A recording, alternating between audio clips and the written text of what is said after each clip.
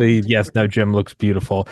Monday, January 5th, 2026 at 1:05 p.m. Eastern time with the bald ones who thank you very much for doing this on zero notice. For everybody listening, it's obviously we have to do it about Maduro. Jim's concerned that he's not beautiful, which he is beautiful. And Tom was about to say something before I really cut him off, but I'm gonna shut the fuck up. Tom, continue. All I was going to say is just that, Jim asked whether he's going to look goofy or not. I'm like, well, I mean, any more than normal. Yeah. Yeah, I know. It's the homeless look. He's done that Yeah. before. Um, My heating is out, listeners. So I'm huddled up here with the wood stove going on upstairs. Adam Taggart lost a tooth that he's apparently trying to hide when he does his podcast. So if you watch one of his podcasts, make sure you put in the comment section that it was a toothless podcast. All right. It's brutal.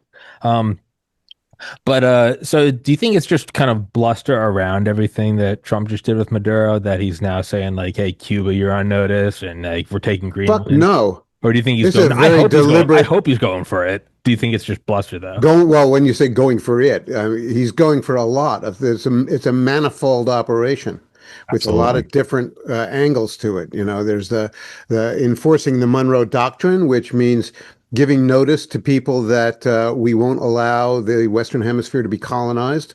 A lot of it has to do with the oil. And as I wrote in my blog this morning on, what is it, Monday or Friday? I forget. It's Monday. Monday. You know, we have a certain problem in America where over 60% of the oil we produce is shale oil. Shale oil is extremely light oil. Most of the distillate out of it is gasoline. You don't get a whole lot of diesel or kerosene, which is aviation fuel. And for years and years, we've been importing a lot of heavy crude, and Saudi Arabian crude is pretty heavy, to mix with our light oil so we can get these other distillates. And our refineries, which are very old, were geared towards, they were calibrated to heavier oil because the old conventional oil was heavier. It had, it had a different composition. This is so anyway, we would benefit a lot if American oil companies were allowed to go back into Venezuela and drill their heavy oil in the Maracaibo Basin. And I don't think it's an effort to swindle them out of their oil. I think that they'll get probably a pretty fair shake on whatever their cut of the profit will be from that.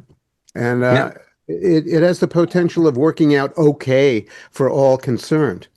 The one more problematical thing is that, they say that Venezuela has has an amount of oil sand reserves equal to the total amount of conventional reserves in the whole rest of the world.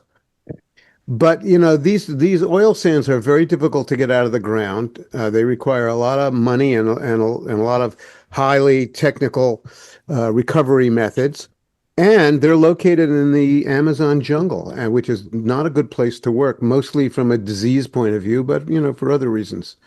And there you have it. That's the oil picture, and then there are other elements of the story.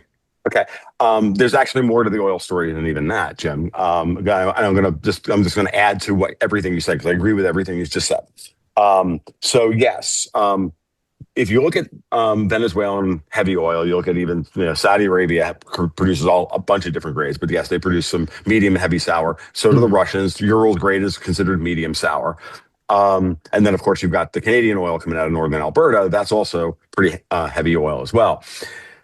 That stuff is more geared towards shipping fuel than it is anything else. It's, when you talk about oil, you talk about number one fuel, which is gasoline, number 2A fuel, which is on-road diesel, number 2B fuel, which is heavy machinery diesel, number 4 fuel, which is heating oil, number 5 fuel, which is light shipping oil, and then number 6 bunker fuel, which is cleaned up crude oil that we throw into ships to move big ships around the ocean. As you go up the number scale, you go up the BTUs per gallon scale. Gasoline in the 28 to 30,000 BTUs per gallon. I can't remember the number, all the way up to 55 to 60,000 BTUs per gallon for number 6 bunker fuel.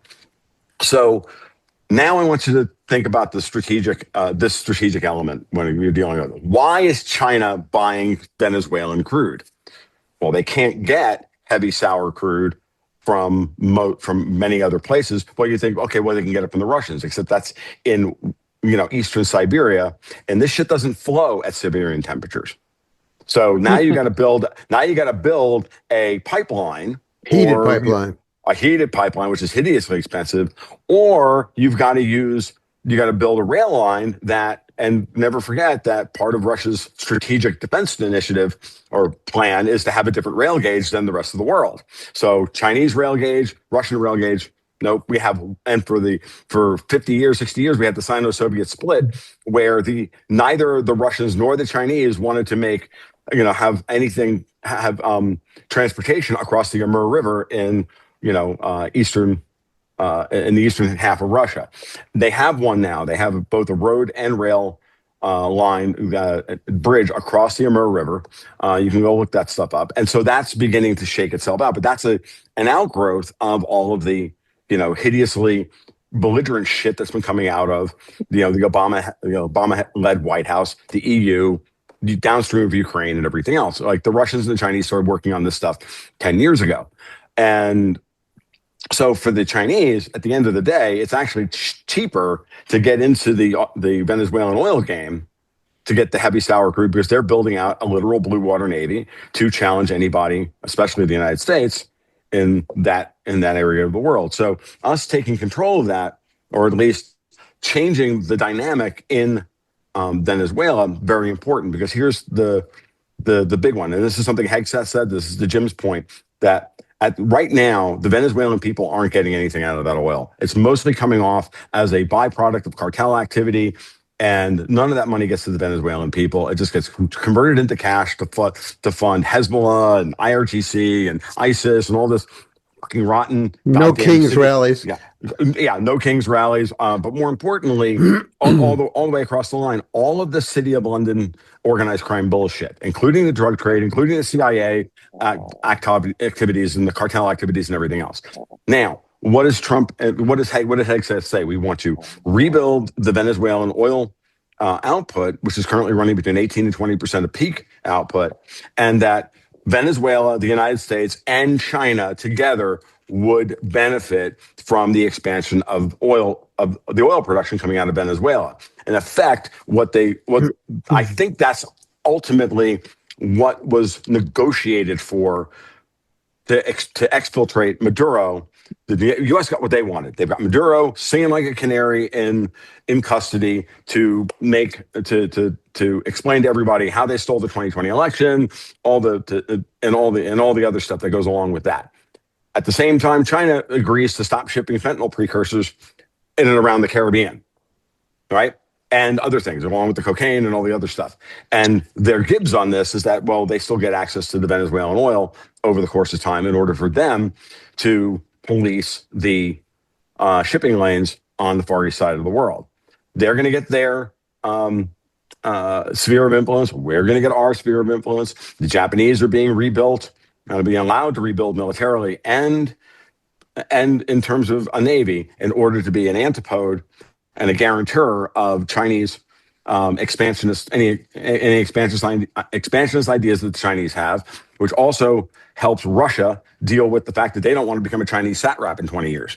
So if you can see how that unlocking Venezuela like this solves a lot of problems, while at the same time fucking the City of London out of tons and tons of silver that they needed to deliver into the market. But we had to get back there. Of course we did. So, Dave, that's my shtick. Dave, how are you? How's your New Year? How are you? How was your Christmas? All of that jazz. Your thoughts? Good. It was good. My thoughts are not that deep, so I figured this is going to be a three-way podcast with a live witness. I did just get off a 2-hour podcast with Steve Hanke, who talked about Venezuela, and so he gave me some talking points, I guess. But he comes at it from a relatively currency perspective. He says new boss same as the old boss is the problem. So his claim is that the new boss might be more amenable to behaving than the old boss, but the new boss thinks they're more extreme. He thinks that the current administration is more extreme than the Maduro one.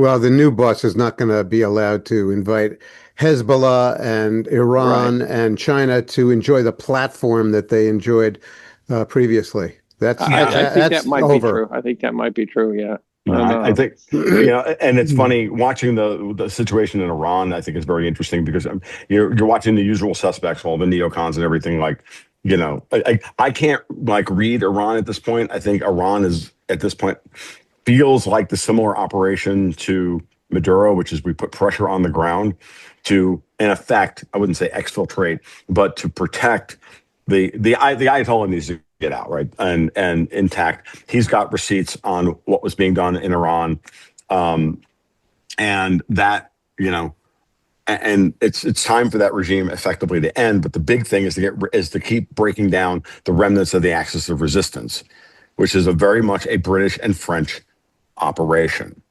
And that's the way we have to read Iran at this point. And then the Ayatollah, I look at the mullahs, for example, and I just look at them the same way I look at Gaddafi and Saddam Hussein, now Maduro and Putin and everything else. He's the guy demonized. Not that Putin's not in charge in Russia, but these other guys are all figureheads of an underlying narcotics organized crime syndicate that exists at the secondary level.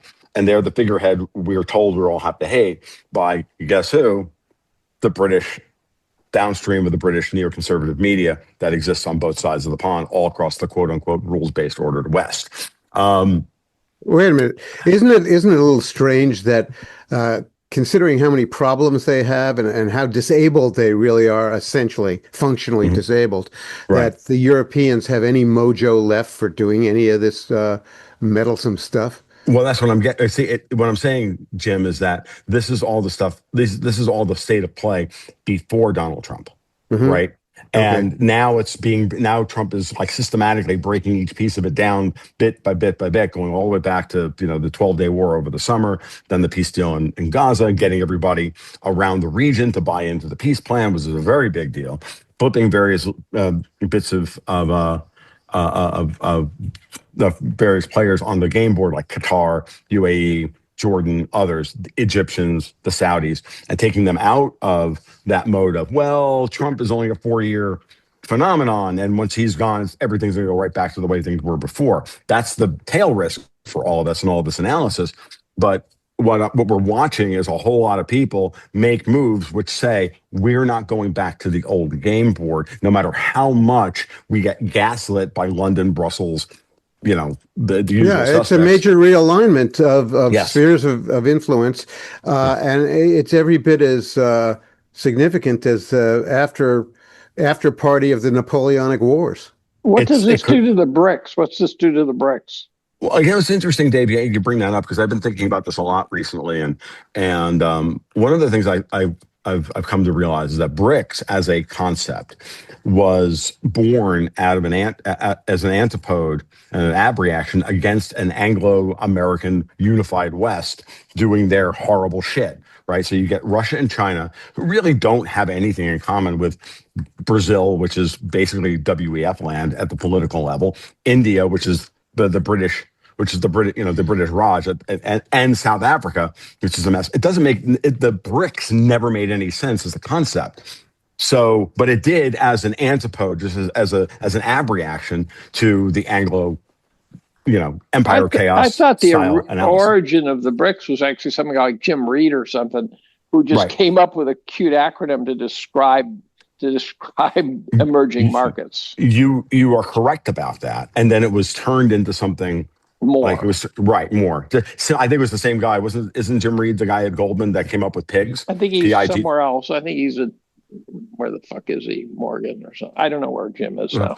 It doesn't matter. But I remember the first they started with pigs to describe, the Club Med, debt problem in Europe. Then they come up with BRICS in order to kind of create a reality. And then, and at that point, so we have that. The BRICS itself is an alliance of, non-aligned states trying to deal with that. But if the United States breaks away from Europe, the old European architecture, and takes Japan with it out of the quote unquote G7, then you're left with you're left with basically the retarded G5. And, the United States and Japan are their own thing. and now you have all of that can be all of this can be realigned. I've been using the acronym ARC. It's better for the Russians and the Chinese to think about how they can align interests with America, with a resurgent America, than shackle themselves with a bunch of dysfunctional players who have like Brazil, India, and South Africa. And why did Germany commit economic suicide? Boy, that's mysterious. Because the goal was always to as Ian Burlingame would put it, it's step 6 and 7 of the financialist kill chain. You have to destroy the economy in order to bring the people low. You destroy it, and then you issue new debt to rebuild. But why did Germany agree to that? Why wouldn't the Germans have fought it? They fell for it twice before with World War I and World War II. Why wouldn't they fall for it a third time? Well, but this time seems really stupid. I mean, at least World War I was like the end of monarchies and things like that. There were some this is just, let's just disassemble our economy into a pile of rubble.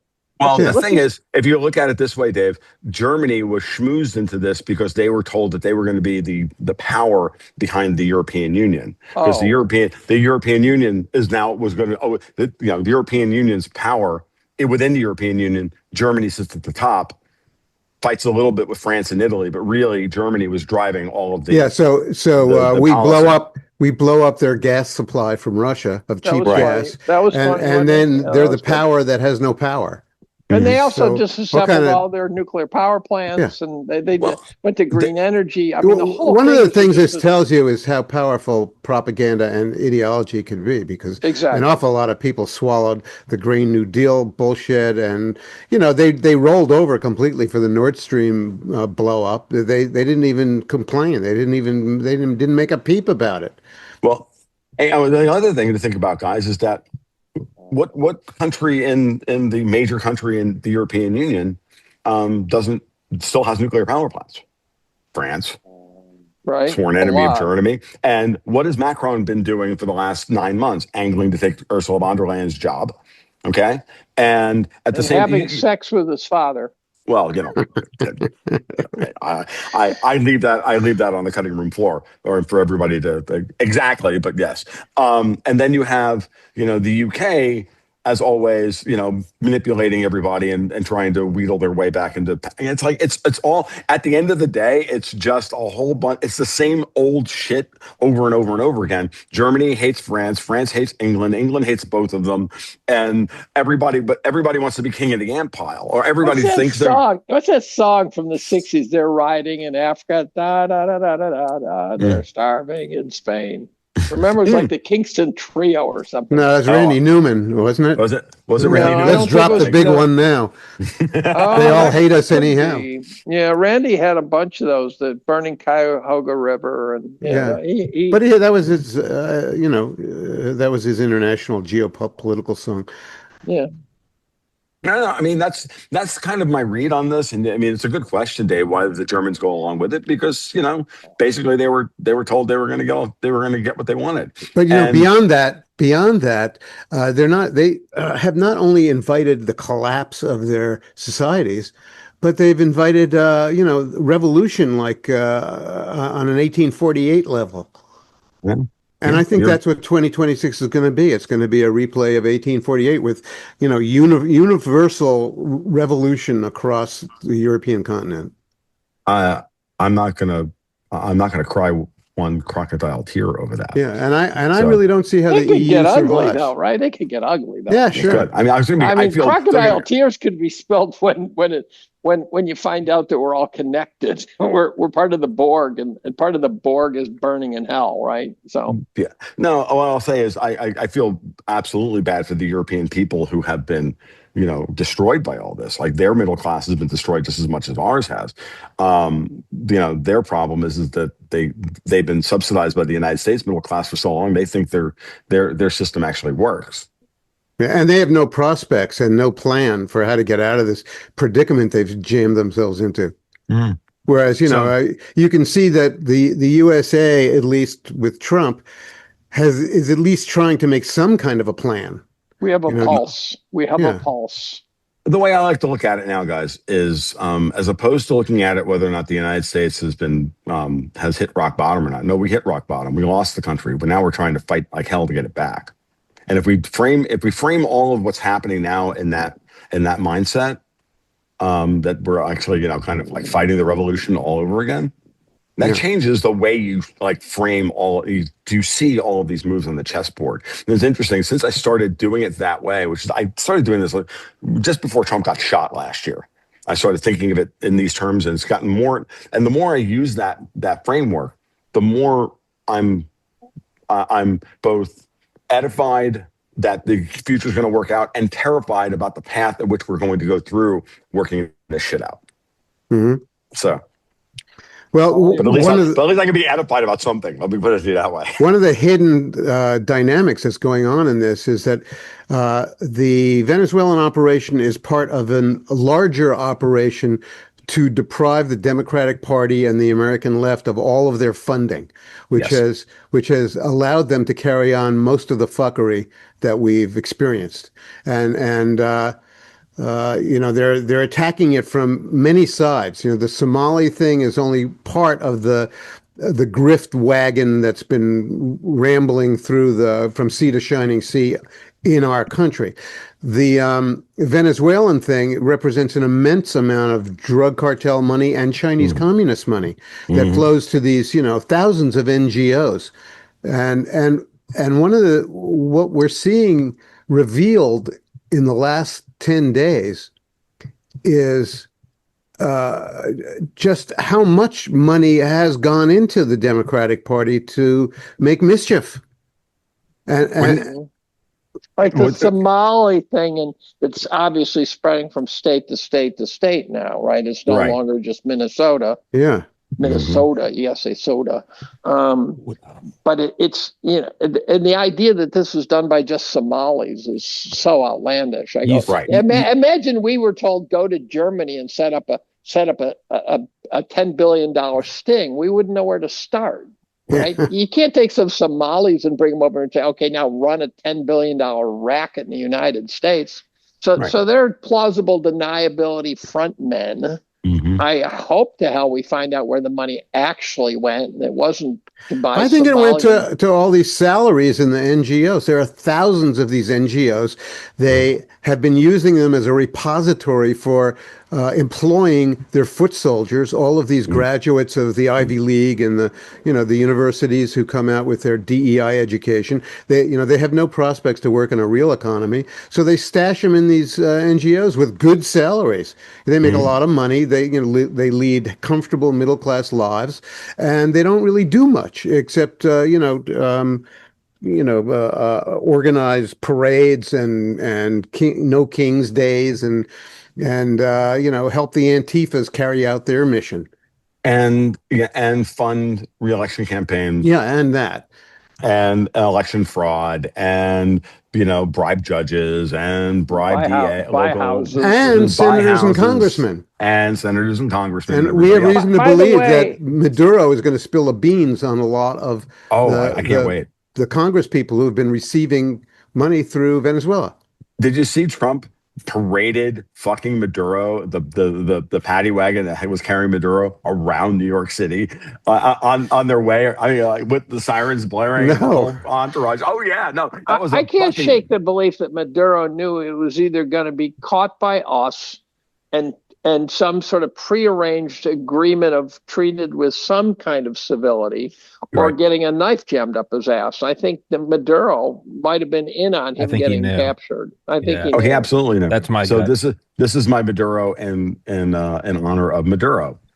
Singing like a fucking like a canary. Like it's my $3 Maduro, and I'm going to smoke it on the back half of this podcast. So the other thing I want to point out, see all that shit on the table? Yeah. It's very neat, Dave. That's 3 years of my year in review that I've been copy editing. It's getting bound so that I can make $50. And yay! And what's noticeable? I just went through 2018, and I have both youth and college and adult political correctness sections. And what I was struck by is how profoundly absurd the things were happening back in 2018. Yeah, and you were asked to swallow them. It was just insane stuff that was being done, and you wouldn't expect any of these things to be true stories, and none of them you would expect to be even theoretically possible. The things that were happening, and so re-electing Trump, in the very least, got us out of that shit, right? Yeah. Agreed. Very good. You guys take it for a minute. I'll be back. All right. Yeah, no, I'm with you, David. It's yeah, I don't think it's out of the realm. I don't have any facts. I don't have any receipts. But I don't know. I don't know. The thing that got me is when they show him walking into the precinct and he goes, "Happy New Year's, Happy New Year's." Like I think that one little thing though, wouldn't you be either livid or just demoralized to hell? I think it was that or die. I think you knew it. Oh no, I'm with you. Being an ex-dictator is a very bad career choice. Yeah, unless you've been turned. Right. And so I imagine he cut a deal that he will maybe Ghislaine Maxwell level for all we know, right? Maybe in a couple of years he wanders his way to some other country somewhere and lives it out like Khrushchev did on a farm somewhere. Who knows? But well, remember, General Noriega is still cooling his jets in jail. I think after all is that these right? years. I was going to ask that question. He never got out. They never let him free. So Maduro's prospects are not that great for every day. I guess that's optimistic for Maduro. Yeah. How about we talk about the Bush angle on the whole Venezuela thing? Yeah. Because I think that those are the people that are crying the most right now. Like, look, I mean, the Bushes, when you start to really like go back through the last 110 years worth of American history, I put out a tweet this morning just saying, look, I go through like the financing of Germany for World War II and the setup of the CIA, OSS and CIA, and the death of FDR and Bretton Woods and this and that. And I'm like, this has this like distinct air of the Bush clan, Prescott Bush, plus all of his friends, plus the fucking limeys, setting up and stealing the victory that was World War II. I was watching a thing the other day with my friend Susan Kokinda from Promethean Action, and she reminded us that there was a moment where FDR stood up to Churchill and said, "We didn't just fight this fucking war to put you people back in power." And then right after that, that mouth breather, fucking redneck Truman was read the Riot Act, and then before we know it, we're bombing Hiroshima and Nagasaki, setting up and then rebuilding Japan. That's the model. Blow them to smithereens, then rebuild them, then turn them into your satraps. The yen carry trade is built up to support the outgrowth, the explosion of the Eurodollar system through both the Marshall Plan and everything else, and turned into a global thing. And then, as far as I'm concerned, 2008 at this point was a means by which to nationalize both the mortgage market and healthcare. Why are we not seeing mushroom clouds because of the yen carry trade? Is it because the short end of the curve is still not moving much? Short end of the curve. The yen carry trade is the last little bit of Europe's control or London's control or whatever you want to call it over the short end of our curve, right? So it's the short end of the Japanese curve that would blow up the yen carry trade. If the short end of their curve, and they are hiking, right? Supposedly, so there really ought to be mushroom clouds. People said, "Oh yeah, the yen carry trade ended last week," and I go, "You don't have a yen carry trade. A yen carry trade that lasts for decades, and all of a sudden it's just over in a week. No, what are you talking about?" No. But the way I'm looking at it right now is that the Japanese are. I think they're going to normalize rates with the United States and end the whole arbitrage of euro dollars versus domestic dollars. You mean equalize them? Equalize them. I think we're going down to 2% on the Fed funds under whoever replaces Powell. And I think Powell's going to cut again this month. And I think we're going to watch a way to raise 3 or 4 times this year. I think we'll be within 25, at best 50 basis points of each other. So what are the consequences of that for the bond market? It's all going to be Europe's problem, not ours. It all because of what they're holding, because of what they're sitting on. Yeah, because remember the euro, they can't get access to dollars they they can't get access to cheap dollars anymore. They can borrow cheap yen to go and grab, then use those cheap yen to buy dollars, to buy treasuries, to do their and then lever them up, in the offshore markets. They can't do it anymore. And we're blowing up the silver and gold rehypothecation trade. We're blowing up the freaking copper rehypothecation trade. Do you think the story behind the metals? The metals guys have soiled their underwear so many times this year that you don't dare. It's embarrassing. You don't dare wear a thong if you own gold or silver. Not gonna lie. Do you think that this is just a good run, or do you think that there really is a phase change going on in the metals market? It's absolutely a phase change. It's supernatural, man. I'm looking at the metals today going, holy shit. I'm having trouble where I'm still working, and the amount of money I'm making on a daily basis owning metals compared to my annual salary. I'm going, why are you going to work? Yeah. Gold is up $125 right now. My portfolio today is up 3.5% today. It's just a ridiculous. Jesus. I know. No, my risk assets last year went up 65%. The bigger thing is so I was looking at this morning. So last night, I said, okay, let's go back to 2011. I wrote a tweet about this morning to kind of tie a lot of this stuff together. Go back to 2011 when silver hit $49. What did they do? What happened on that weekend? They bent us over. They did. The COMEX raised margin requirements. Right. About 12, I think it was 12.5%. It was a lot after they had already done it. But at the same time, Obama announced the capture and execution of Osama bin Laden. And in the overnight markets, those two things together created the top in silver. But that kind of shit's not working now. Now, this is the interesting thing. That's what I'm getting at. So we take that one, we set it aside, and we say, if the old rules still apply, where London, New York, and SLB/CLD are running the triangle trade of rehypothecation of paper silver, if that was still working, if that was still operative, we would be down $4 to $6 today on a major geopolitical event like capturing Maduro. But no, that's not what's happening. What's happening now is the exact opposite, which tells you this operation by Trump is not supportive of the old system. It's antagonistic to the old system, because the way you destroy City of London is you force them to deliver into physical silver, because the pound sterling is still operative at the plumbing level.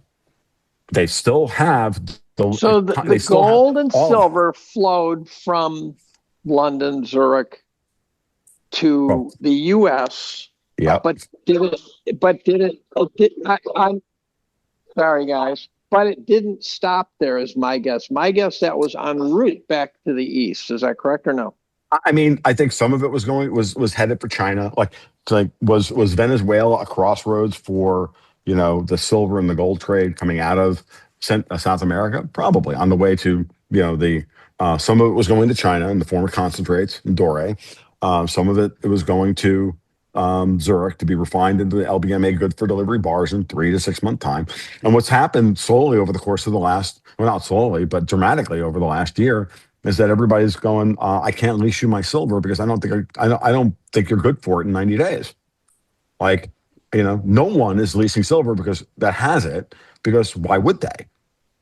Everybody's lifted their fucking offers, and they're like, no, you want my silver? You got to pay me $130. Silver's up over $3.50 today again. Silver's up over $3.50. It was up. I think it's over $5 now. I was going to say no. It was trading. It depends where you look. It depends on where you look. On Market Watch, it's 5.70. Yeah, I look at 3.2. The different sites benchmark it to different times in the day is the problem. Right. Okay, so I'm looking at investing.com right now. I'm looking at spot silver is 76.38. The silver futures are 76.33. So silver's in backwardation by a good 45 cents. That's now 2 months at 20 cents a month. Gold is actually in backwardation as well at 44.45 in the spot market and 44.55 in the futures markets. Now gold is in backwardation. And on top of all of this, gold and silver are up, and so is Bitcoin for the first time since fucking November, and So, Bitcoin is breaking out above 93. It's all breaking toward, and the euro is breaking down. Well, the euro's actually bounced. And the U.S. German bond spread has collapsed back to 129, and the Japanese 10 years at 211. Yeah, so it's all kind of working. This is a very U.S. positive. 211 is really high for the 10-year. I mean, yeah, of course it is. It's as high as it's high as it's ever been. Yeah, but I said last night when I was chatting with my boys, I said the Dow's gonna be up 1,000 points tomorrow. It's up 800. So massive. So I wrote. Trade. I hate the term backwardation. It is a third trimester linguistic abortion. So I wrote a sentence in which I referred to the backwardation, and then I said, as time moved into forwardation, the guys who owned the metals were in upwardation, and the guys who were shorting it were in downwardation. Nice. And I said, I can do this all day long. Who's in retardation? Yeah, I know. By the way, with Trump getting reelected, we can now use the word retard again. I have a meme that says Trump signs an executive order that retard is now okay again. I keep waiting. I use it now intentionally. So do I. And I think so does he. Actually, didn't he? I think he's called at least two different members of the "quote unquote" dead tree media.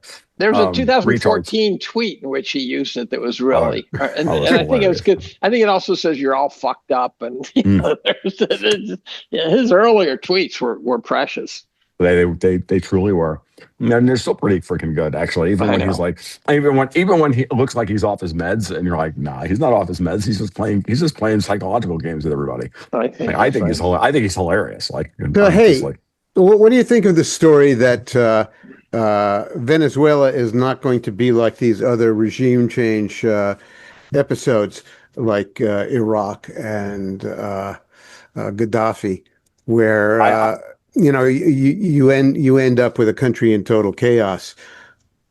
I don't see why it's going to. We don't want it to turn. It's already in chaos. Like Venezuela was a failed state. They can only get better from here. Let's put it this way. Yeah, their inflation rate is something like 230% a year. I mean, it's dude. I went number. to. What about his? What about? I went to Bitcoin 2021 down in Miami, and their big the showpiece was dumpsterfuls of bolivars, Venezuelan bolivars. You could go and grab handfuls out of a dumpster. I have some at home. Like it was hilarious. They just bought unbelievable numbers of these things and filled a dumpster full of them.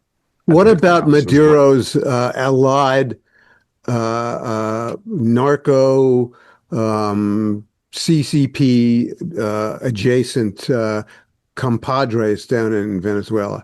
Are they going to form some kind of a resistance? Are they going to blow things up? Are they going to? What about that? And what about this vice president who apparently Mr. Trump has kind of bent her over and told her how things work, and she's agreed. As long as Maria Machado doesn't wander back into things, she was clearly the Davosian / City of London, meet the new boss, same as the old boss, and was trying to insert her into the mix and then stop Trump's regime change operation by saying, "Oh, look, we have the new." Yeah, I thought it was rather sinister that she got the Nobel Prize. Like it was an operation. Absolutely, it was. Absolutely, they were kind of like Obama. Yeah, right. Well, it's the imprimatur of soundness. When in fact it's just the opposite. The Nobel Prizes in chemistry have gone wacky too. So, the Nobel Prize was them setting they knew that Trump was going to go after Venezuela, so they were trying to precede the argument, trying to get her in there for the election, blah blah blah blah, do the thing, and they couldn't pull off the operation. Like he was very dismissive of her when the media asked him about her. Yeah, he just brushed her off and said, "No, we're not gonna." I think he actually abused her. I mean, I bet. Yeah. It was interesting, and that I'm that analysis is correct, because Maduro was barely in custody and announced, and Fox News was running whole segments about how Machado was going to be taking over and all of this stuff. They were already trying to pump her up. So the Rupert Murdoch, City of London, old school neocons were trying to push their people, trying to do shaping operations that way. I'm like, and Trump just put that to bed like within 24 hours or within 12 hours. So that was very good. I really kind of wonder when we're going to see the Democratic Party and all of their allies and adjacencies really start to cry out in pain. I think we're beginning to see it right now. Yeah. So let's see what happens over the course of the next couple of weeks with the legislative agenda. Let's see. Let's see who else we find out was smurfing tens of millions of dollars into their reelection campaigns in the Senate. Like all of that stuff is, and the next thing, of course, is that Cuba's probably going to fall in the next 60 to 90 days. One would think they have no electricity anymore. Yeah. Why, I know. why are they going to fall? Well, neither do you, Jim. No electricity. Yeah. Well, no, I have electricity. I have electricity. Well, I'm on my computer. Plus, Well, I've that's got true. I've got solar battery backup, but I just don't have heat right now. I don't have propane powered heat because my zone controller is broken. Dave, it was still a good joke. Dave with an unsolicited sniper shot of the face. I was going to say that. No one's looking That was at. pretty savage. That was pretty savage, Dave. Jim, No one's looking to overthrow Jim has been me nothing anyway. but agreeable in the history of these podcasts. At least you're not toothless. Yeah. True. And the best part about this is I'm like sitting over here in Tennessee, and you guys are in upstate New York, and I'm thinking, like, really? Like you guys already live in the third world. Eat Like it. you live in Yeah, upstate New York. Freezing to death. Wait Freezing a minute, my guys ass from Tennessee calls us third world. off. Yeah. So, I think one little yelp of pain was visible today or audible today when Tim Walz announced that he's not going to be running for governor after all. Now the next thing he's got to worry about is whether he's going to be indicted. I think he might be trying to therefore get out of being indicted by saying, I'm not going to be a threat to you, so lay off, right? Yeah, Would that well, be that- why you would do that? Is that why you would do that? I think that, they would, but I think that would only invite a more severe beating. Yeah, I would. That's exactly the kind of cowardly showing your behavior neck. that invites a real beatdown. Now I'm going to do And a he's Tom scheduled Luongo, to- no dry eye over here. He's scheduled to appear before one of the House committees sometime in the next couple of weeks. And he's going to have to do some splaining about exactly how come he didn't do nothing about that operation that was going on there. Are there I any agree. NGOs that are okay? Are there any, or is the NGO system As far as I can tell, entire- they're all absolutely crooked, especially including the ones that we used to think, maybe I'm not thinking right, but I think we used to think that things like the Rockefeller Foundation were okay and well-intentioned. But Well, that's the Red not Cross technically an or NGO. Yeah. Catholic Charities, or like the Red Cross, Catholic Charities, all that stuff. they all they're seem to be compromised. crooked now. And Wait a minute, even Black Lives Matter? especially That's where I draw the line. That's where I draw the Dave, line. I'm getting the Come fucking on. vapors over here. Come I'm getting on, the vapors guys. over here. Come I need on, to breathe. I guys. need to breathe in more fresh air. I'm Oh getting the my vapors over here. God. Oh my god. Oh my God. Which makes me think is that, as Dave pointed out, because you can't in the same breath, call Somalis retarded, which they are, and then also say they're pulling the wool over our eyes, which tells me that they're unwitting, henchmen, which also tells me that this kind of seems like USAID Part 2. Like this was put out there to be like, now bring this down. Like this is the off the books USAID. Yeah. Or to bring what down? What are you talking about? You cut the USAID and it funds all this, other illicit shit that's, for lack of a more precise phrase, anti-American. It seems like this is kind of the next thing because it's just not, Minnesota. It's in all these states. How much money is it? It seems like this is another sort of illicit revenue stream for writ large. Well, by the way, I anti-American. don't think this Shirley guy is. That's just what I mean. He's That's not what just I mean.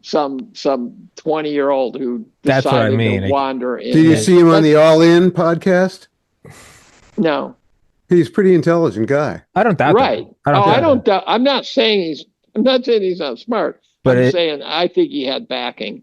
Yeah, which is fine. I'm not taking anything Get away the from bastard. it. But Get it the does bastard. seem like no one knew this. These retards were doing this, and no one noticed. And then one person noticed, and now it's boom. Now it's. That's what I mean. It kind of That's seems like like Sam bankrupt fraud, right? I mean, they must have known about him for years. That's what I mean. So it kind of seems like it's another piece of this, if you were to zoom out and just look at the last year, another thing kind of systematically being removed from whatever you want to call it, deep state, global homo, just that entrenched structure. Global homo. Global. Yeah. Oh, yeah. Global homo. Well, the rumor mill out there is pretty interesting. There are a couple of rumors that I saw over the last day or so. One is that the DOJ is preparing a treason case against Alejandro Mayorkas, the former I wondered why he was so quiet. The former Homeland Security Secretary who let X millions of people cross the border illegally. And also, I think we have reason to wonder whether Samantha Power is going to get nailed for something really serious for running USAID as a funding mechanism for treasonous activities. Then her husband can write articles about how we're childish conspiracy theorists. Yeah, what's his name? Cass Sunstein. Cass Sunstein. Yeah, he was a childhood friend of my ex-wife. He appalls me the way he talks about conspiracy theorists being childish when his wife is a goddamn neocon. His wife is a dyed-in-the-wool fucking commie fucking cunt. Like, I'm sorry. Like that. I mean, I'm not sure Trump has passed an executive order allowing you to use that one yet. I don't care. I just don't care. Like when you invoke the Samantha Power, I get to invoke the C word. Oh, by the way, did you see that Chrystia Freeland is now going to Ukraine? And now you're doing it again, Dave. Jesus Christ, what am I supposed to do? You got to keep me from using the C word. Right. What's she going as? C word. An EU what I can envoy? tell you is a ranking Canadian has confirmed to me that she's totally drugged out of her mind. She's going to Ukraine to be the ambassador or what? The Canadian ambassador? The official assistant finance minister to do the rebuild. Something like some kind of little mini Mark Carney or something. Right, and then Brian Lilly, who's a Canadian commentator or journalist or whatever, said, "Oh, by the way, you can't do that without resigning your seat in the Canadian Parliament. You can't have an official title with another country while still holding your seat in Canadian Parliament." Well, the Canadians should be cheering this one. Getting her out of Canada is like a big win. Don't you understand that the Venezuela thing now has Mark Carney like on death watch and Claudia Sheinbaum. Mark Carney, now there's a sweetheart. There's a guy who is not only visible but also powerful. You never know if the visible guys are the powerful guys. That guy is deep state of a higher order. Oh, absolutely. He's got big problems brewing, though. Alberta is going to be turning around at any moment and saying, we're leaving, we're going. I can confirm for you, because I got it from Sean Newman last night, that Danielle Smith is going to be at our Cornerstone in Calgary in March. She was not willing to be there the last year. Sean tried really hard to get her. And, let me put it to you this way. Danielle She's the PM of Alberta? I don't know her. I don't know. Danielle Smith is the Prime Minister of Alberta, and the person who holds Alberta's future basically in her hands. And last year, he couldn't quite get her to seal the deal, but this year she's coming, and she confirms 3 months early because Cornerstone's going to be at the end of March this year. So, and of course I'll be there and a few others, and that is an interesting tell to me. I'm going to have to go this year. I'm going to have to find. Where is that held? It's held in Calgary. I'm not sure where held. I don't remember. I'll post a link for everybody on the show note. When I post this on Twitter, I'll post a link to the sign up page. Okay, but I'm going to start. It's coming. It's going to be a blast. We had 1,500 people last year. Wow, that's a big meeting. Mm-hmm. We went from two, or at least maybe it was a little over 1,000, but we're shooting for 1,500 people. Certainly, it was a good time. Martin Armstrong was there last year. I was there. Alex Craner, Vince Lonchi was supposed to be there. He couldn't for health reasons. He's going to be there this year. I couldn't go. I got a full court press from Sean, and I felt bad, but I said, for me, traveling's really hard. How do you take that big chunk out of Canada and still have Canada a viable country? You do And doesn't not. British Columbia have to think peel off directly I after? don't think you do. You do not. You do not. I mean, it's like taking a quarter of the middle of the apple pie out of the pie. It would literally be taking like, oh, I don't know, Appalachia out of the United States. Yeah. Like everything from like Ohio down to Florida out of the United States. Well, this year I wrote about a dozen things that I thought the tail end of the fourth turning would potentially end. The idea of institutions would fall, and Canada was one. Mm-hmm. I said a low probability one with huge implications would be Israel, and there's going to be a change in the garden in Israel. Yes. Well, God, I'd love to get Netanyahu out of there. I could. Yeah, no, I could get past hating those bastards at this point. I mean, I'll give you 6 months. I'll give you 6 months on Netanyahu. That's my He's hated in Israel. Yeah, no. Yeah, but by whom? The Israelis. Yeah, well, not just the Israelis. He's really hated by the left in Israel. But I think it's like 20% support or something. I think it's a low number. Well, I think the situation with Netanyahu is that he has now reached the end of his usefulness. Yeah, and time. Bibi did what Bibi had to do. Right. And he did it. He done it, and now unapologetically, Israel is reasonably more secure than it was a couple of years ago. Yes, it's still in a spicy part of the world. Do you think they thought they would have a smoother route to this point, or not? Do you think they knew it would just be awful and they'd just say fuck it? I don't think that they had. I don't think they knew how they were going to put a stop to this monkey business coming out of Gaza with the intermittent intifadas and the raining down missiles on Israel every 6 months or whatever it was, and there was no evident way out of that, and no way out of the fact that the Palestinians and Hamas were taking all the money that was coming from international sources and arming up and building tunnels and fortifying, turning Gaza into basically a military fortification guarded by their own citizens as shields. Were they building tunnels or are those ancient tunnels? I think there may have been some ancient tunnels, but look, Gaza was part of the Levant that really never had a whole lot in it anyway. So it's not as though there was some kind of great civilizational center there before. I mean, it's not like Nineveh or Babylon or anything like that. I heard a rumor of the idea of an emerging state in Ukraine, and emerging Jewish state in Ukraine. And I was thinking about it, thinking, what a perfect idea, in the sense that Ukraine is a clusterfuck. They could use some Ashkenazi Jews with big, huge intellects to go in there and figure out how to fix it. And you wouldn't have to displace anyone because they're all dead.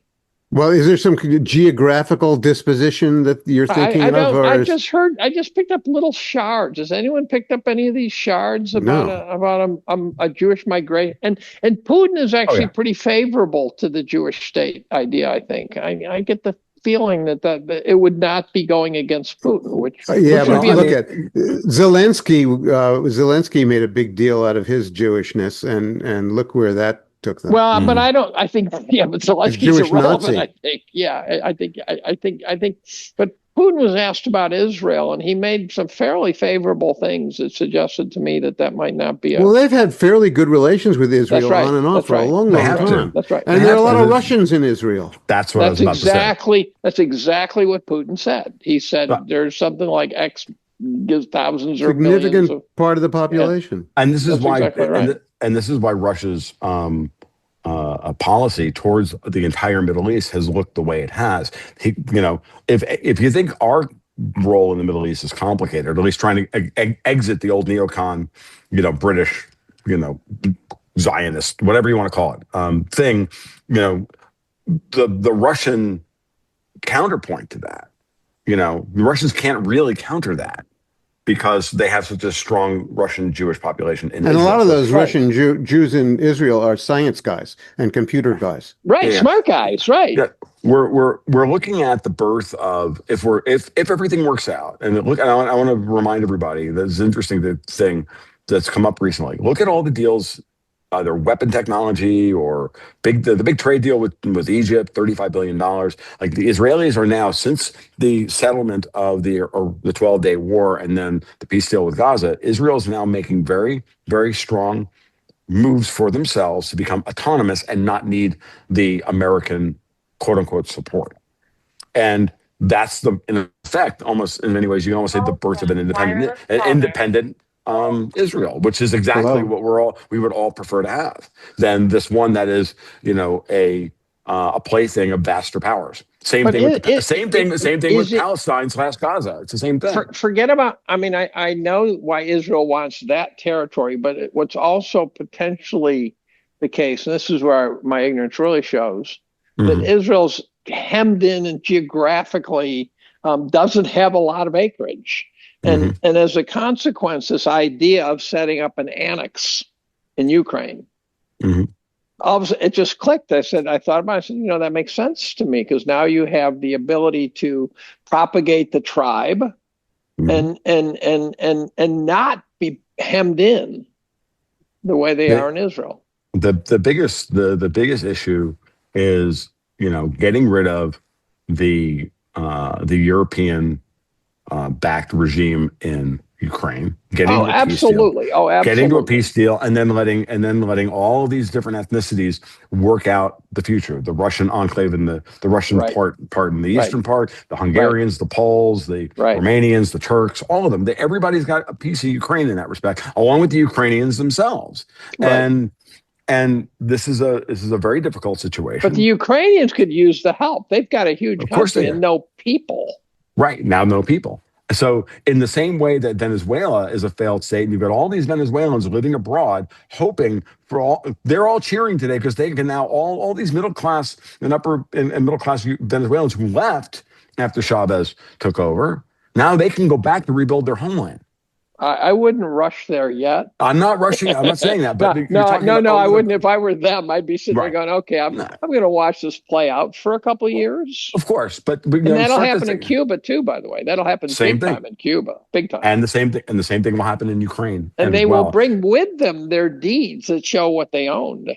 And Syrians and all of these people who have been displaced by these ridiculous and rapacious cynical geopolitical hotspots around the world. My dog agrees with me. So if you can hear her. So I have 5, so we can outvote you if we don't. I have 3, but and you have Boston Terriers. I've got a Maremma. She'll just eat all 5 of them. Okay. I've got a kitty cat. Yeah. It's so gay. Does that make me a girly man? You're gay. Am I a cat lady in training or something? Yeah, exactly. And waiting. Can't wait to turn into one. Sadly, I had to leave my cat behind in Florida. Wow. I don't have room for him up here. He's with my daughter. He'll be fine. Oh, so. I was thinking you just left. No. How much room does a cat take? Yeah. Dude, I'm living in an RV. We don't have enough room for ourselves. I thought that looked RV-like. I was looking at it thinking, that's your RV decor. I thought was just some decorative. Is that a swallow-up, as they say, where you built an extension over the RV? Yes. So I got a 30 by 40 pole barn basically built over the RV. There's an extension built over there right behind you. I just got that done last month. Your RV's basically in a garage. And what's going to be, so you'll pull out the RV is like you pulling out of the RV sexual union with the barn. Yeah, the RV is not moving until I have you ever taken your RV and done a sort of cross country? No, I bought it for this express purpose. Okay. I bought it. I thought it would be cool to get one of those sort of $100,000 big vans, right? RVs that's just a big ass van, and traveling across the country and like John Steinbeck in 1958 or something. Exactly, or Grapes of Wrath. Well, for us, this is the temporary. We're going to be here on site while we build the house, the actual house, which is going to be over there. And we're in the process of designing the house and getting a builder and all that stuff. And then so this is the temporary arrangement so that we can be on site to help monitor the whole situation. So you're going to live in that thing for a year. Probably, yeah. Wow. Yeah. It's working out okay so far. So far, For the next 3 weeks, I'm a bachelor. The wife is down in and had to stay down in Florida over Christmas because we have stuff that has to be dealt with at the house in Florida. I So thought there that was a lightness to your step. Gonna have some keggers. no, actually, Chris Marcus from Arcadian Economics stopped by on his way. He was coming down from Nashville. He stopped by for lunch yesterday. We had a great time. So you're gonna do Talmudic studies there? Yeah, that's exactly what we're gonna do, Jim.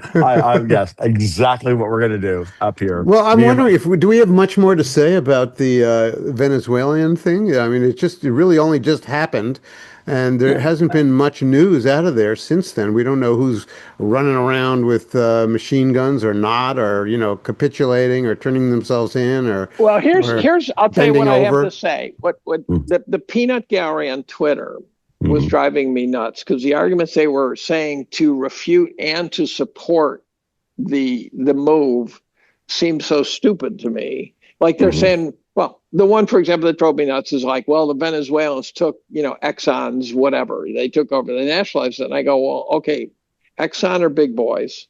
They Mhm. went down there, they did the math, they did the risk, and they basically said, okay, we're going to take the chance, and they fucking lost. It's their fucking Mhm. problem, right? Mhm. I hated that argument. On the other Mhm. hand, they actually did the math and took the risk and said, if they fuck us, our military is going to come save us. So that's the next layer of the math, right?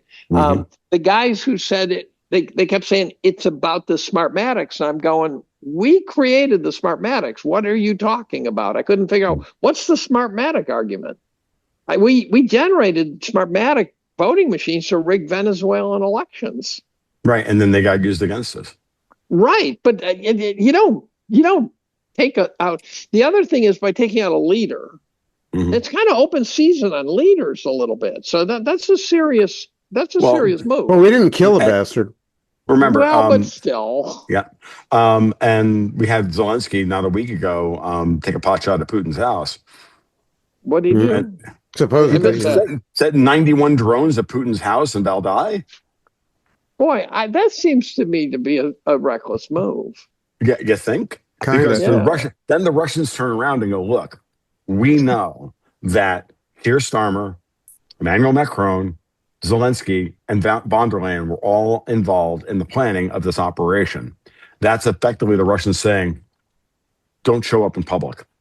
Right. Right. And it's legitimate. Yes. I don't get Yes. where the Ukrainians get all their drones, and why Us. the Russians don't. And if they're manufacturing them in Ukraine, No. No, No, it's well, all U.S. we're armaments. delivering them, and how can they? How is it possible the Russians can't find where they're coming across the border and just stop that supply line? because we'll think it's an escalation, and then they don't want us escalating. It's this weird thing that they know we're giving or it. they We know. are, or Well, they are. they We're not being must have told. some warehouses or some kind of thing where they collect them and assemble them and why I don't understand why the Russians haven't taken that out. Maybe Some they of have that, some of taken the, most of them out. Yeah. they have, and then a lot of them are probably not even being produced in Ukraine. Mhm. I don't think they are being I don't think produced. any I don't of think it. any No, of they them can't be. are. They're No. arriving I think there, yeah. I think they're arriving in Ukraine. I think that's part of the reason why the Russians have been bombing port assets in Odessa and all the rest of it. So if I were like, it's a game of how far up the escalatory ladder you go, and the Yeah, Russians are very good at parallel aggression, FYI. So we'll Mhm. see how this works out. And there's no way we're going to beat the Russians on this. This just doesn't make sense to me. We're not this. There's no way Europe is going to beat the Russians on this. We're not a part of this. Yeah. And now, one of the things I want to bring up about Ukraine, this actually chilled me to the bone the other day when I was thinking about it, which is that there's been an awful lot of talk, not just from Martin Armstrong's been working on trying to get the peace deal through, and he's like telling Trump, look, if they don't agree to this, just fucking leave NATO.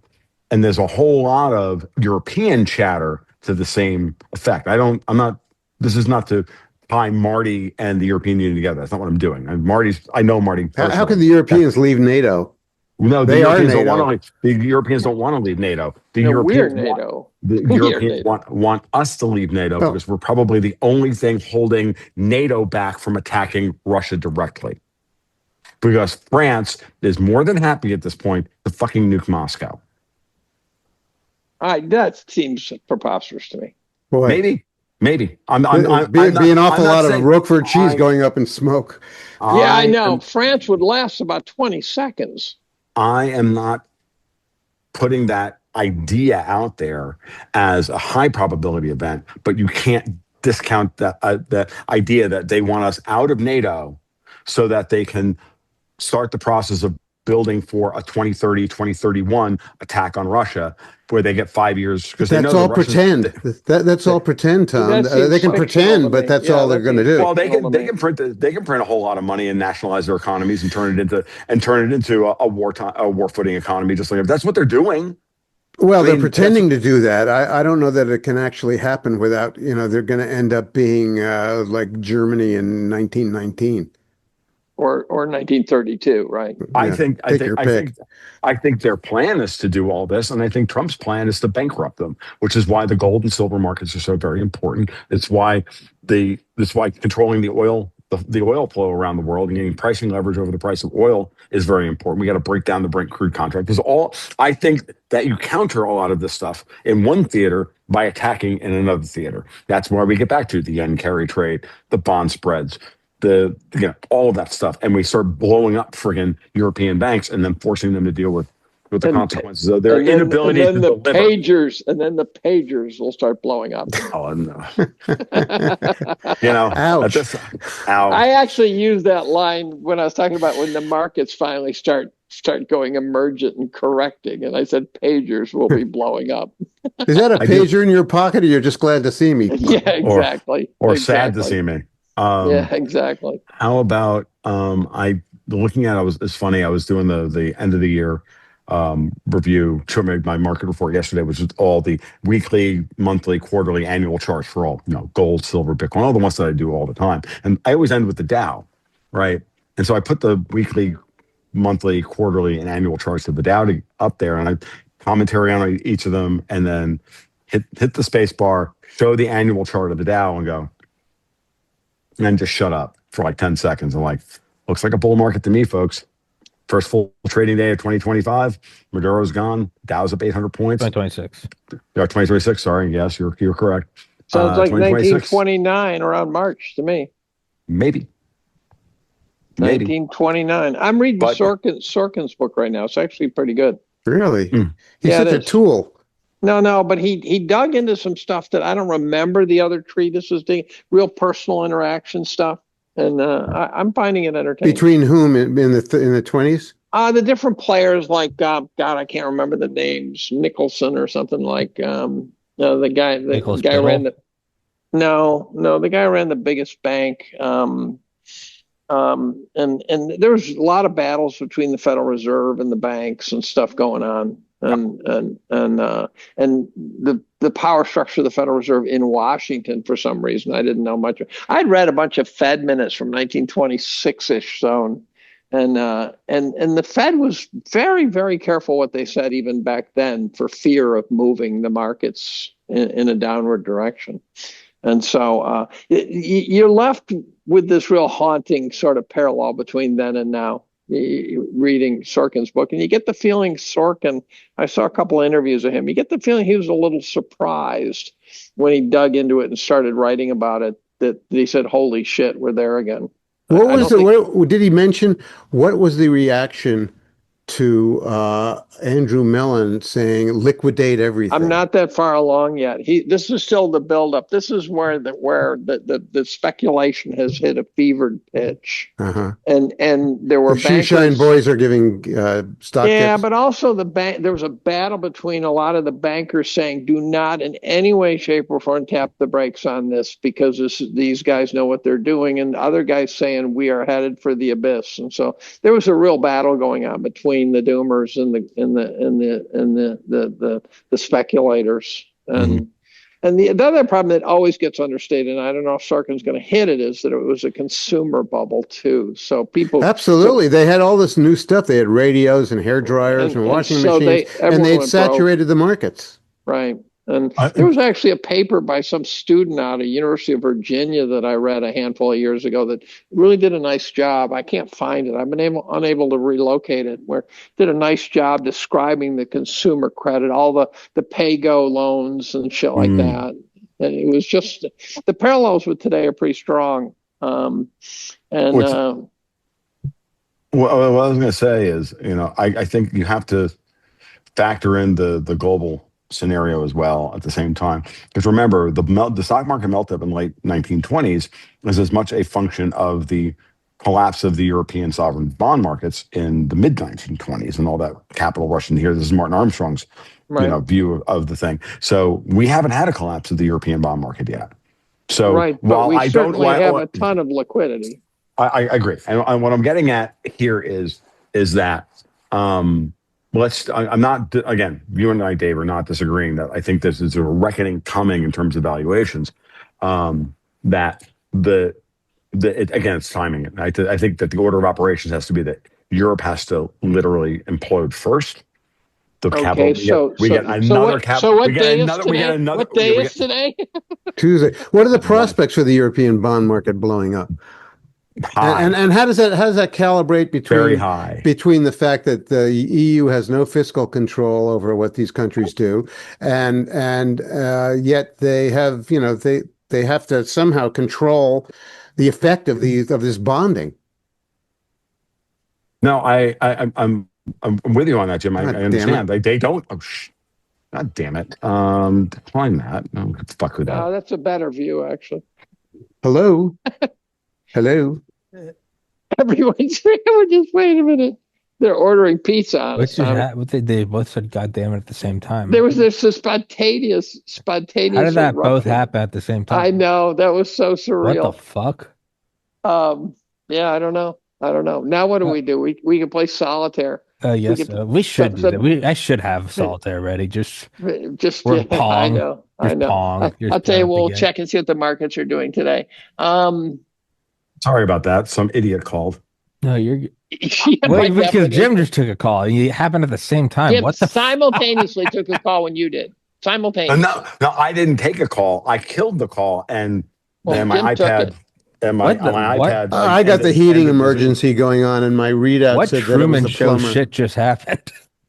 It was the plumber's calling about my heating emergency there. No, but you got a call, and Tom got a call at the exact moment. Simultaneously. It's not the weirdest occurrence in the world that two people get phone calls at the same time in today's world. I'll tell you, I've never had that happen on the podcast. Well, yeah, I think it's a lot more common than like a meteor falling through your roof. But two people on the same show, I'm telling you, 1,920. Actually, this is episode 1929. Then you should submit it to Ripley's Believe It or Not, Tommy. Well, no, because no one cares. I think he's ripping you, Tommy. It's like the movie Snake Eyes. There's the I just saw that the other night. I didn't like it at all. I didn't say it was a good movie, but the coincidences are interesting. And I was surprised. It was a Brian De Palma movie, and it could have been good. Could have been good. It was terrible. God, De Palma lost I think the last movie of De Palma's I really liked was The Untouchables and maybe Raising Cain, and that was about it. Yeah, I think De Palma lost. I think De Palma lost his edge ages ago. Same thing with Coppola. After Apocalypse Now, I'm like, did Coppola make a good movie? Couldn't make a movie. No, he made One from the Heart, which was. Just a raggedy attempt to make a romantic movie, and it just didn't work. It was hopeless. Both of those guys later in their careers go on and try and make John Grisham movies, and neither of them are, can even rise above that marginal material. Yeah. I think most of the movies suck pretty bad. So I can remember in '77 there were something like 5 movies that were blockbusters that were just off the charts, right? Mm-hmm. That's never going to happen. I mean, that's just not going to happen now. Right. Someone said, who was it? Said maybe it was you, Jim, who said that you thought that the movie itself was going to go away. Yeah, what you're seeing now is both the movie and the novel are both disappearing as major art forms of the last century, and I think they're being replaced. Nobody has patience for them anymore. Well, I also think they're being replaced by the series, the Absolutely. binging of series. Yeah. We're going back. And, We're going back to the formation of going back to the Victorian era when before the modern novel was created, which grew out of the serial stuff. serial, It grew yeah. out of the serialization. What's his name? Paul. God, I can never. Paul Cantor had a great talk ages ago at the Mises Institute about this exact thing and how the free market created the novel. And yeah, and we may be right about that. Serial television and even that's beginning to hit its heyday. But I'm telling you, with the Zoomers, they're not watching movies; they're watching animes. Ugh. And it turns out they literally can't keep their attention span long enough to watch 2 hours of something. They literally, the psychologists say, "What are those? Are those real?" Chocolate. Oh, okay. They're real chocolate. Yeah. I started reading medieval history and I got really into it. And it turns out I had to hire a secretary as a journal editor. And this one woman had a PhD in medieval history now, which tells you don't get that degree because you'll end up being a secretary. But I hired her because I said, "Oh, we're going to have great conversations." And she was asked, she asked her teacher in high school, who went from the Romans straight to the Renaissance. And she said, "What happened in between there?" And the teacher said, "Nothing." And she said, "That's the stuff I got to study." Now, I was always wondering, where's all this wizard and dragon shit coming from? And I must have read so many books, and I couldn't find even a hint of this really spooky, weird medieval shit until I finally read about the court of the Knights of the Round Table and shit. King Arthur?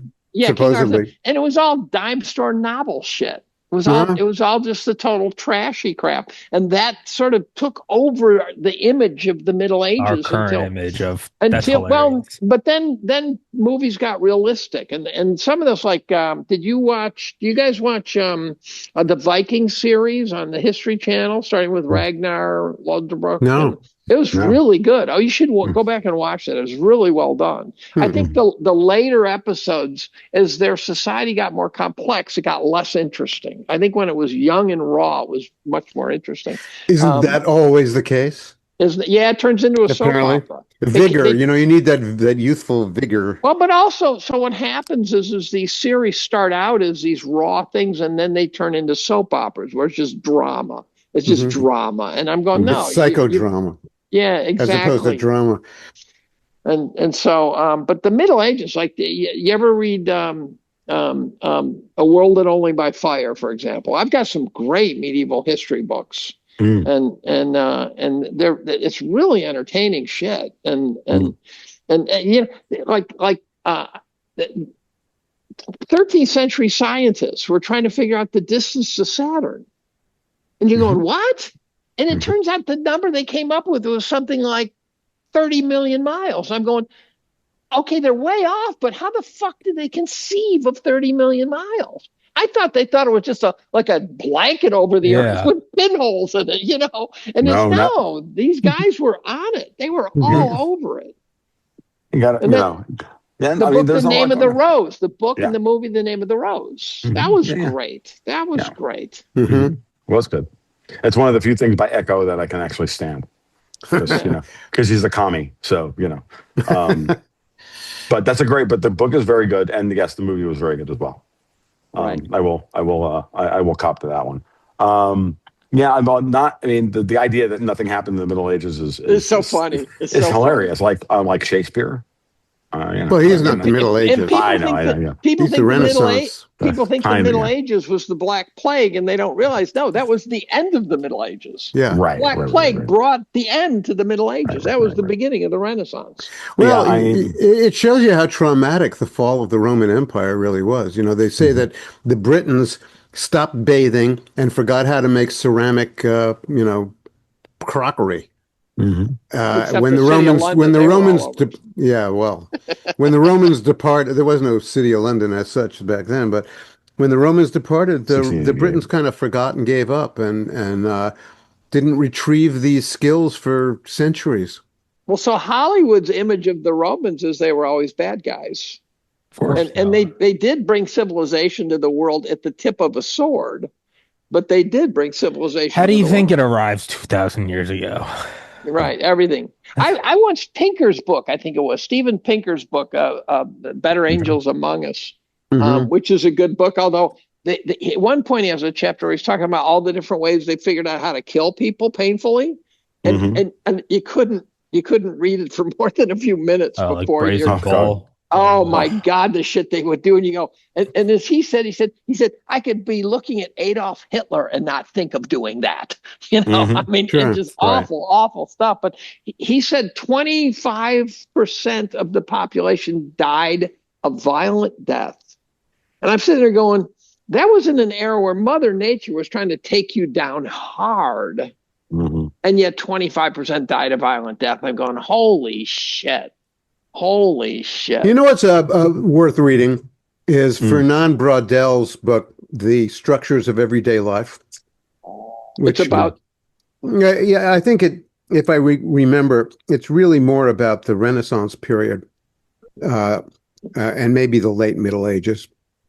Well, I did very a book informative. on the average Joe. See, they always talk about the emperors and shit. And this was like, no, what was it like to be a Joe Sixpack in this era? No, those books. What's the name of that book again? What's the name of the book you just gave? Jim. Is he frozen? I think he's frozen. That's his house is frozen. What's the name of the book, Jim? See, Jim was lying to us in that his powers, he's actually on backup power and it's starting to fade. No, I haven't said my powers. I haven't said my power's off.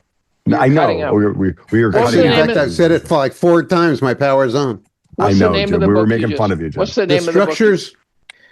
The Structures of Everyday Life by Fernand Braudel, Brautel, French guy. I think he's French. Maybe he's Belgian. We call that a frog, Jim, just for the record. Just for the record. He could be Quebecer too. I mean, it could be French. Yeah. It's like, and then he's like, It's a classic, though. A well-known classic. Okay. One of my colleagues, a guy named Barry Strauss, writes great ancient history books.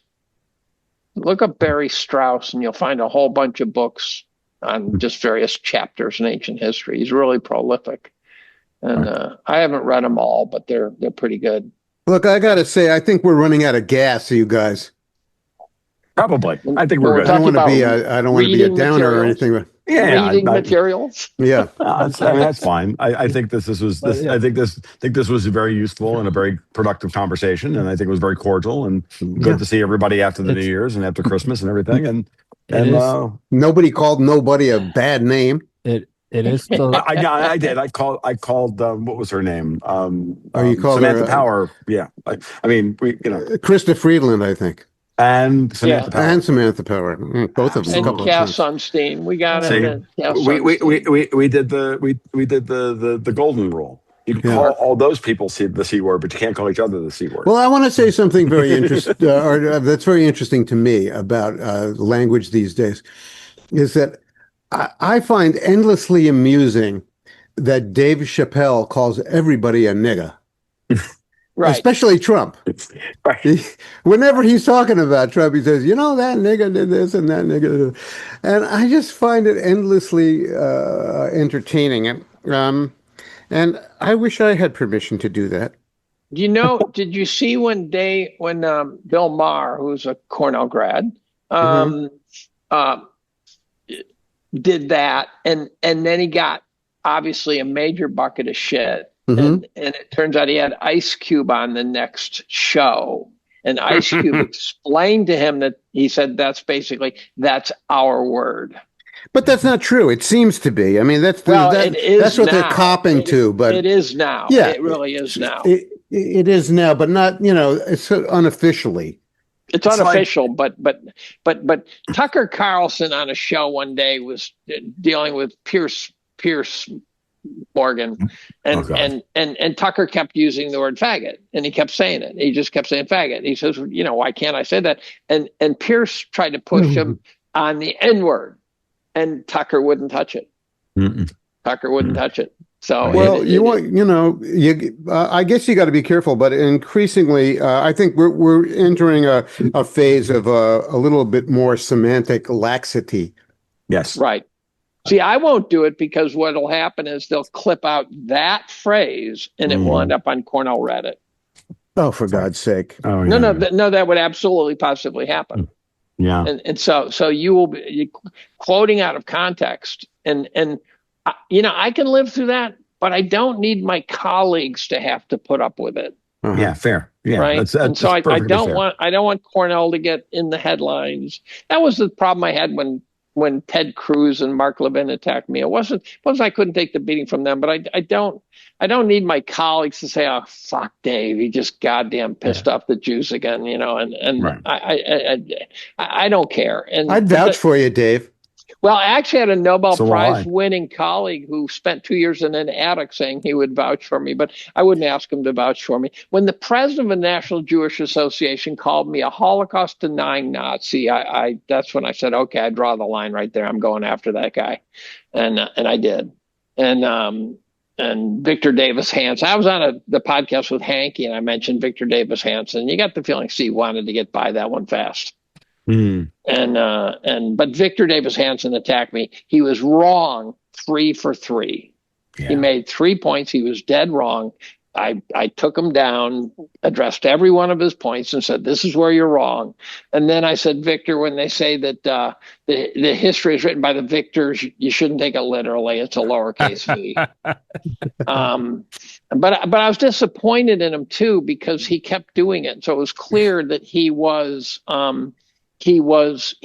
playing a role. He wasn't being. So I actually said to him, as a former chemist speaking to a former historian, I have some advice, and if he's going to do that, he is a former historian. Absolutely. Absolutely. He can eat my shorts, and so he was obviously not on payroll, but he was called off the bench to help Levin and Cruz make a better point. Yeah. Right. And I called Ted Cruz the state senator from the state of Israel. I called Laura Loomer a master of clickbaiting, and then I shortened it to a masturbator. And then I suggested, we already know who you are. We're just wondering the price. And I hear rumors $7,000 for every happy ending. Nice, right, Dave. Right. Nice. I was really proud with these things. So you should read the section on my Tucker Carlson interview in my year in review, and read the section where I talk about going up to the interview and then the aftermath. And I think it's actually interesting. Yeah, I mean, Dave, I'll be happy to, as an honorary member, as an honorary Italian member of the $7,000 club, I will also vouch for you. I'll do anything for $7,000, so I'm not criticizing that. It's like hand jobs behind the dumpster at Wendy's for $20. So yeah, dude's cheap. I want at least 50. But I'm sorry. Biden inflation, man. $50. And again, it's great having Jim here because Jim is a moderate, and he'll tell us if we've gone over the line. But someone said the definition of an anti-Semite used to be people who hate Jews, and now the definition of an anti-Semite is people who Jews hate. And I'm sitting there going, that's exactly right. That is, and they've weaponized the word. They're trying to turn it into the N-word. Yeah. Right. And I'm not taking it. I'm not biting. And, I don't oppose the people in Israel. I don't. By the way, I made a case that they had a stand down order, for October 7th. I think it's clear they had a stand down order on October 7th. Right. Mm-hmm. And I made the case, I think convincingly. I didn't write it. I canceled it. My brother said, "You want to be Nick Fuentes? Think twice." Right. And I said, good point. But I made the case, and my sources were 100% out of the Israeli sources. It was 100% from Israel. I don't know, Dave. I mean, you could source any number of things out of the American military, and it would be a crock of shit. No. But if I'm using Israel, if I'm using Israeli sources, as far as I'm concerned, that gives me some coverage. It gives you cover, but I still don't know that it's any more legit, really. Fair Well, fair, except here's where I think it's true, is that my respect for Israel's ability to defend itself and Israel's intelligence service and the lethality of their defense mechanism, I don't believe you could run around Israel for eight hours. I just don't believe it. Just period. I think the better question is not whether there was a stand down order given, but who gave the stand down order. Netanyahu. And for what reason? That's the and again, I don't because he wanted to squeegee part of the country. Yeah, I mean, there. Well, I think it's a story. There are many ways to interpret that. I'm not taking any side here on this because I have 3 or 4 theories that I could spin out. I think the important thing here is, again, I'm not saying anybody here is right, wrong, or indifferent. It's not what I'm doing. I'm just saying everybody can have their argument. And it's the same thing with Venezuela, by the way. I think tied this all the way back together. All of the stories about Venezuela, every angle, oil, gold and silver concentrate, China, this, that, they're all partially valid. And now do me the distinct favor. But they're too simple. They're too simple. But do me this distinct favor. I'm going, it's a melange of all of those things. Right. And that's why everybody's bitching. Right. It's the guy's fondling the elephant from different sides. Yeah. And Venezuela really is the Rosetta Stone to the Donroe Doctrine. Yeah. To the what? What was the the Donroe Doctrine? Oh, the Donroe Doctrine. Yeah, I know. I saw that too. I'm not sure that one's gonna. I'm not sure it's gonna stick. It's good enough with Monroe. I mean, that works well enough. I call it Monroe Doctrine 2.0. Yeah, there you go. Apparently, though, your guys' description is actually 3.0. What was the middle one? It was Teddy Roosevelt. Oh yeah. Right. Yeah, is that one too? So it's really Monroe Doctrine 3.0 by that model. Right. And, so we'll see how all this stuff plays out, and we'll do this again in a few weeks. Why don't we leave it there? Yeah, Maduro was indicted today. I was going to say just that thing was made for the internet, though. I mean, that thing was perfectly choreographed. Beautifully. I was going to say, I think Trump is the funniest person that I've been alive for. The funniest thing he's ever done is kidnap a sitting president.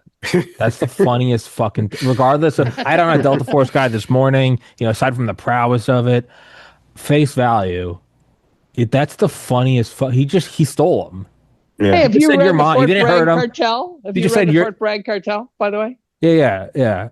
That's a scary one. Okay, keep going. Sorry. Yeah, but still, I think it's the funniest fucking thing in the world. It's so much funnier than like killing him or anything. He just stole him. Like that's the funniest fucking thing I've ever seen. How many boots were on the ground? Does anyone even know that? How many boots Delta were on Force the ground? team? They said 3 minutes 41 seconds. No KIA. No, a couple wounded. Really, it was 3 minutes. So it was a real sort of Delta under Force 3.5 minutes. hit and run. Wasn't anything bigger. Okay. Yeah, they dunced his entire security team. How about this one? Hold on for a second. I'm going to read this to you. This one's really good. It's the interagency rivalry thing about Delta Force and all this. He said, this came from Dexter White. The inter-service gloating has begun.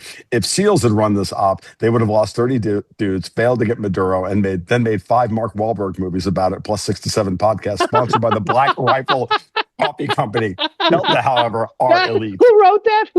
I don't know. See, I didn't get a quote. I didn't get a source for the quote, but it was definitely a quote from somebody. What happened to the Crenshaw-Ryan debate? He refused to sign the release form that every guest he's ever had signs. So that's like Kamala, including you mean Tulsi Gabbard. Yeah, so he's that's Kamala making it too hard to go on Rogan. Yeah, it's like it's I Patch McCain. What do you expect? Yeah, he's a total pussy. I, by the way, picked on McCain too because his daughter picked on me. So I said, okay, let's focus on your parents. Oh hell yeah. Yeah, you know what the most offensive thing I said? You could go back to The View, and I said, "Okay, that's over the top." No. Marjorie Taylor Drama Queen is going to be going to The View, or starting a podcast with AOC. Watching her go from here will be interesting. I have to admit that. I saw her on Meet the Press a little while ago. I saw the recording of it. And boy, I just don't get her anymore. I do. I don't get how she just turned. I was right. I hate to say it. I was right. I always thought that she was a creation, the same way that AOC was a creation. She was there. She was there Did she AOC run for Magatars. Did she ran run a construction company or not? I think she did. I'm not going to say that, Okay. but I think. But was she completely inauthentic the whole time she was, doing her thing? Well, she certainly was a worker bee for Trump. I mean, she was inauthentic in that sense. I mean, she was she made her. I know, but she was really on the front lines doing the MAGA thing. Right. So, and what I'm getting at is that when someone is that over the top and that cartoonish, I fundamentally kind of distrust them. Mm-hmm. Well, yeah, they're playing it. It's kayfabe at that point. Yeah, right? It's Pied Piper stuff. You create a nexus around you, and you make a cult of personality around you, and then you have all these people around. Candace has been doing the same thing. They all do it. Like I'm fucking over it. How bad is Candace? Oh, I've never liked her. I like Candace. I don't. I don't get what happened to her. What do you mean?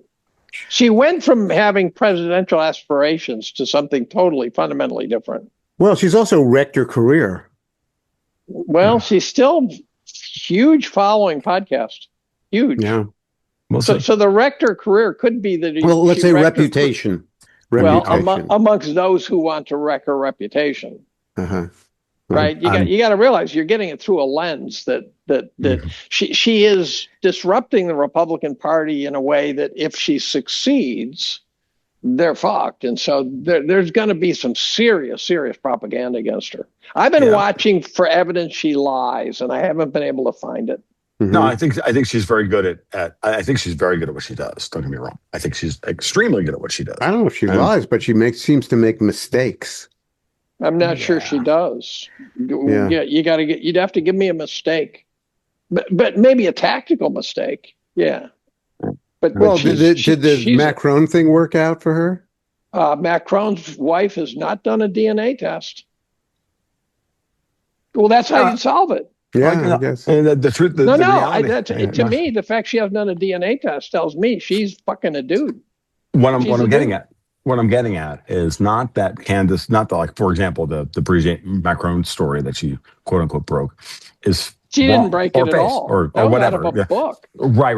Or just picked up on it. It's that at the end of the day, and I know I'm going to sound like a fucking broken record here, but like, dude, like this is again all that internecine shit going on between France, the UK, and Germany, and everybody else. And at the end of the day, she's City of London. She's City of London. Therefore, she's like undercutting Macron for somebody else's purpose, and that's her job. Does she know she's City of London? Does she know she's City of London? Well, how about is she married to a Brit?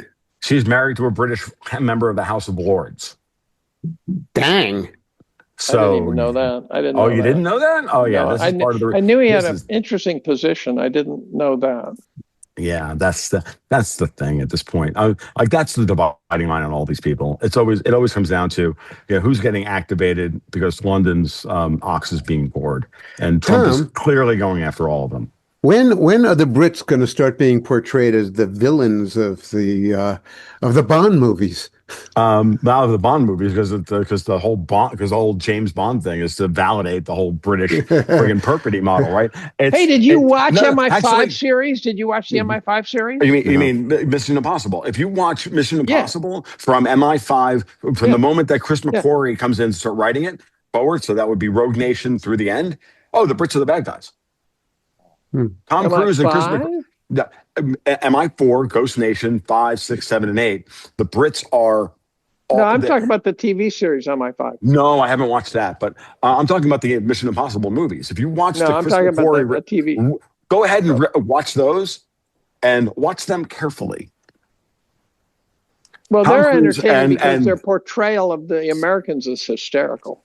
It is, and it's also interesting how they portray the British.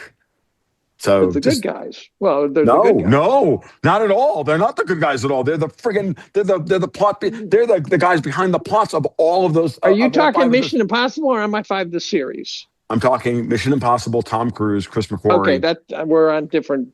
Yeah. Okay, sorry. I'm talking about from MI4, Ghost Protocol, all the way to the end of the series, Final Reckoning Part 2. If you watch that as a one continuous 5 movie story. oh, the Brits are the bad guys. Brits slash Davos slash AI. It's the bad guys. They're all the way through. You'll see it. It's And the staring you in most the recent Tom Cruise one, the Top Gun, Mhm. was a dead ringer for the attack on the Iranian nuclear facility. I mean, it was exactly what the Iranian nuclear attack was. Life imitates art, as Oscar Wilde Yeah. said. Yeah, exactly. So, Well, all I right, think folks. Hollywood's in charge of telling those stories. I mean, I think the CIA budget to get Hollywood to tell the story they want is huge. Mhm. So, All right, folks. I have to run. I got go another too. recording in 15 minutes, so I got to go and do the thing and all Bye, that. everybody. well, I got to Gentlemen. talk to a Canadian Intel guy. Adios. Uh-oh. I'm going to go That'll be talk to fun. Blaine Holt. All right. I'm going to go talk to Blaine Holt. So you guys take care. Gentlemen, thank you so much for your time. I'll send it to you guys. Till next time. Thank you for watching, everybody. Hey guys, real quick, you guys know Basil Baz, ARC, the Association for the Recovery of Children. I just did a fundraiser with them the other day, and I'm going to put this on to every episode I do. They are special forces veterans who physically rescue trafficked children. They have since 1993. They have a 100% success rate. They do not take salaries. They all have day jobs, and they literally rescue sex trafficked children.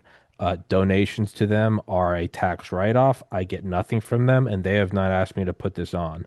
I've included this little clip on episodes for the last year or so, and I'm just re-recording it because I just got to meet him just 2 days ago for future. It's November 25th, 2025, but this will be on every episode now for the next year. And there is nothing better you can do with your money. If you can support them for even $5, please do that. They truly are doing the Lord's work, and I think we all have an obligation to do that. Thank you so much. Higher ultraviolet exposure is associated with lower mortality. The United Kingdom is a high latitude and low sunlight country. Researchers there collected data on over 360,000 participants in a study of UV exposure via solarium use. When compared with non-users, solarium users had 15% risk lowered of all-cause mortality, 23% lower risk of cardiovascular mortality, 14% lower risk of cancer mortality, and a 12% lower risk of non-cardiovascular, non-cancer mortality. In other words, all other causes. Quoting the researchers, our study adds to the growing evidence that the benefits of UV exposure outweigh the risks in low sunlight environments. A link to the original publication is available in the box below the video. Get some UV light this winter. Immerse yourself in the tranquility of the blue. Visit a Blue Room soon. www.blueroom.com. Hey guys, a huge sponsor of the show is Heaven's Harvest Prepper Food. Clayton lives down in Georgia. He's been on the show before. It's actually nearby where I went to college. They are a huge sponsor of the show. They give me some money every month, even when I don't sell enough to warrant that paycheck.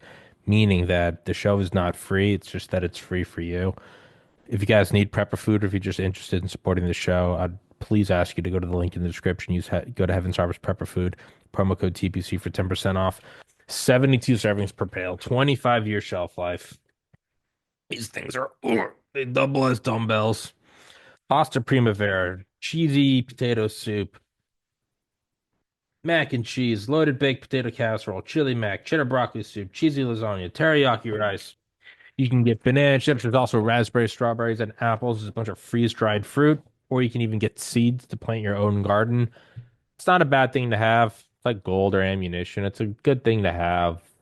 It's a bad thing if you have to use it, but it's good. It's good to have it, not need it, than need it, not have it. So that's what I'd say. And if you just want to support the show, please go to the link in the description. Please go support them because they support me. Thank you so much, guys.